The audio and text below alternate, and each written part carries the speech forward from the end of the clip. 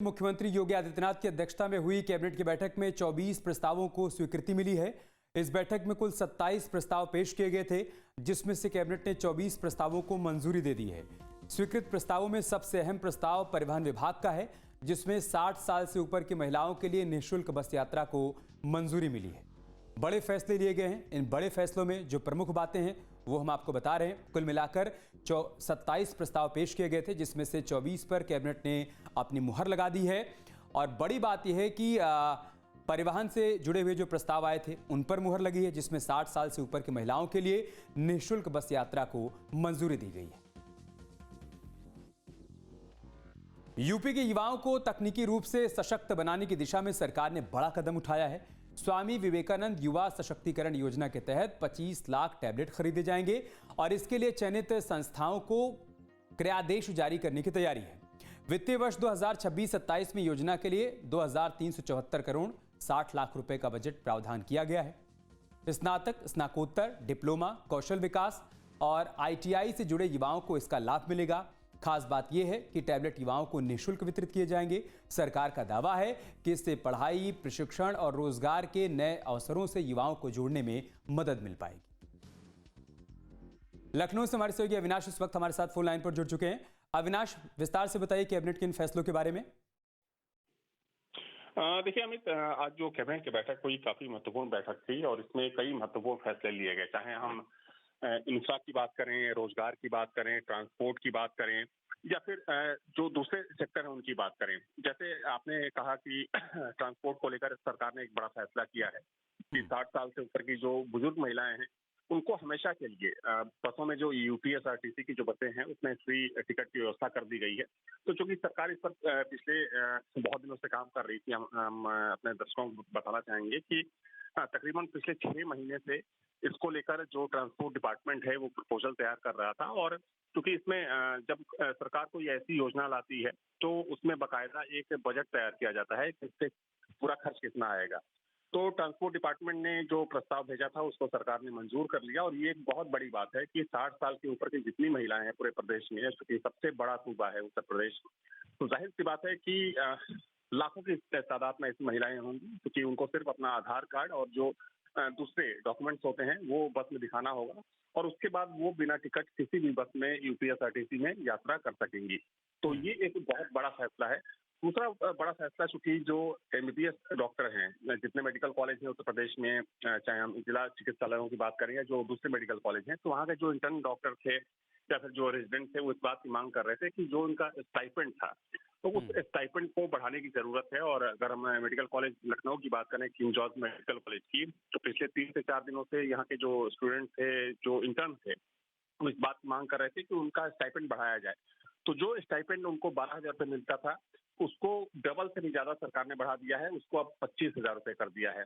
तो ये एक बहुत बड़ी सौगात है। तो देखिए, चूंकि आज की बात करें तो सबसे पहले तो मुख्यमंत्री ने एक बड़ी सौगात दी इंदिरा गांधी प्रतिष्ठान में कि जो तमाम अभ्यर्थी थे उनको नियुक्ति पत्र दिया। उसके बाद कैबिनेट की बैठक में कई बड़े फैसले लिए गए, चाहे हम ट्रांसपोर्ट की बात करें, इंफ्रा की बात करें या फिर रोजगार की बात करें। तो ये चीजें दर्शाती है कि चूंकि हालांकि इसमें जो विपक्षी पार्टियां हैं वो ये बोल रही है कि चुनावी साल है, इस वजह से सरकार ये कर रही है, लेकिन फिर भी ठीक है। जो सरकार ने कदम उठाया है वो कदम कहीं ना कहीं इस प्रदेश की जो महिलाएं हैं, जो युवा हैं, उनके लिए लाभप्रद साबित होने वाले। सही बात है। और चुनावी साल वाले बयान पर तर्क ये हो सकता है कि ऐसा तो नहीं कि अगर चुनावी साल है तो कैबिनेट की बैठक नहीं होगी या फैसले नहीं लिए जाएंगे। इन सब के बीच एक बड़ी बात यह भी है अविनाश की गंगा एक्सप्रेसवे का विस्तारीकरण किया जाएगा, हरिद्वार से उसको कनेक्ट किया जाएगा। मतलब ये कि तीर्थ नगरी हरिद्वार को तीर्थों के राजा प्रयागराज से जोड़ दिया जाएगा। बिल्कुल अमित, देखिए आपने खुद देखा है, आप खुद अयोध्या आते हैं, तमाम जगहों पे घूमते हैं और आपने देखा कि इस सरकार ने खास तौर पर अगर हम इंफ्रा की बात करें और एक्सप्रेसवेज की बात करें तो किस तरीके से काम किया, चाहे हम गंगा एक्सप्रेसवेज की बात करें या फिर बुंदेलखंड की बात कर लें, पूर्वांचल की बात कर लें, गोरखपुर लिंक एक्सप्रेसवे की बात कर लें, झांसी लिंक एक्सप्रेसवे का जो प्रस्ताव है वो भी अपने अंतिम चरण में है। तो चूंकि सरकार इंफ्रा पर बहुत ज्यादा जोर दे रही है कि जब तक कनेक्टिविटी नहीं होगी तब तक जो प्रदेश का विकास है वो अधूरा रह जाएगा। और खास तौर पर एक जो धार्मिक पर्यटन है, अब सोचिए कि गोवा एक बहुत बड़ा डेस्टिनेशन हुआ करता था, वहाँ का फुटफॉल गिरा, सिर्फ उत्तर प्रदेश की वजह से। यूपी में चाहे हम बनारस की बात कर लें, अयोध्या की बात कर लें, मथुरा की बात कर लें, या तमाम जो धार्मिक पर्यटन स्थल उनकी बात कर लें, जो फुटफॉल गिरा दूसरे प्रदेशों का, जो वहाँ के प्रमुख जो पर्यटन स्थल हुआ करते थे, वहाँ के लोग भी इस चीज को एक्सेप्ट करते हैं कि सही यूपी बात। की वजह से जो हमारा फुटफॉल है वो नीचे गया, उसका जो ग्राफ है वो नीचे गया है।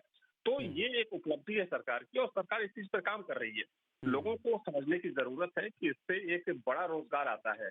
अयोध्या आप देख लीजिए, अयोध्या में अगर हम 17 से पहले की बात करें तो ठीक है, वहाँ पे मेले लगते थे, तमाम चीजें होती थी, परिक्रमा होता था, पंचकोसी होता था, 14 कोसी होता था, या 84 कोसी होता था।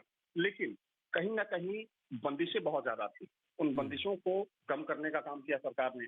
राम मंदिर बनने के और बाद यही बहुत कारण सारी है, यही कारण है कि तीर्थाटन बढ़ा है। और तीर्थाटन यहाँ पर जिस पर्यटन की आप बात कर रहे हैं वो तीर्थाटन के रूप में बढ़ा है। ये अच्छी बात है उत्तर प्रदेश के लिए। एक और बड़ी बात सामने आई है अविनाश की, जेपीएनआईसी को लीज पर देने पर भी कैबिनेट ने अपनी मुहर लगा दी है। इसके बारे में बताइएगा। बिल्कुल, देखिए अब गवर्नमेंट ने ये तय किया है कि जेपीएनआईसी को पीपीपी मॉडल पे चलाया जाएगा, यानी कि पब्लिक प्राइवेट पार्टनरशिप पे चलाया जाएगा। क्योंकि इसको लेकर लंबा विवाद है, 9 साल का विवाद है। और चूंकि जेपीएनआईसी, ये सच है कि अखिलेश गवर्नमेंट में इसका निर्माण कराया गया, लेकिन जब नई सरकार बनी 17 में तो उसमें भ्रष्टाचार के तमाम आरोप लगे पुरानी सरकार पर, कि जो उसमें पौधे लाए गए थे जर्मनी के नाम पर, 1 करोड़ के पौधे लगा दिए गए, तमाम चीजें थी। तो उसको लेकर सरकार ने एक जांच बिठाई, हालांकि वो जांच बहुत ज्यादा लंबी चली, उतनी लंबी नहीं चलनी चाहिए थी। तो ये एलडीए का पूरा काम है, जो लखनऊ विकास प्राधिकरण के उसके अंडर में ये सारी चीजें आती हैं। लेकिन अब सरकार ने तय किया है कि इसको जो पब्लिक प्राइवेट पार्टनरशिप है उसके मॉडल पर चलाया जाएगा। और उसको लेकर एक प्रस्ताव आज कैबिनेट में पेश किया गया था, जिसको सरकार ने मंजूर कर लिया। बहुत बहुत शुक्रिया अविनाश आपका हमारे साथ जुड़ने के लिए और विस्तार से तमाम जानकारी हम तक पहुंचाने के लिए।